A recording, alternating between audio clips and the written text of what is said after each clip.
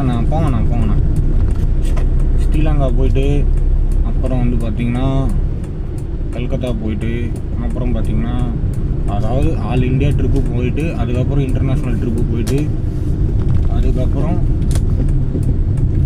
நம்ம பைக்லேயே போகணும். அதுதான் என்னோடய ஆசை. பைக்லேயே போயிட்டு எல்லா ஊரையும் சுற்றி பார்த்துட்டு வெளிநாட்டுக்கு போய் பைக்கில் ஓட்டிட்டு அங்கேயும் போய் ட்ராவலிங் பண்ணி வீடியோ போடணும். நம்ம ஊரையும் வீடியோ எடுக்கணும். சும்மா வேறு லெவலில் வீடியோ போடணுங்க. அதாங்க ஆசை.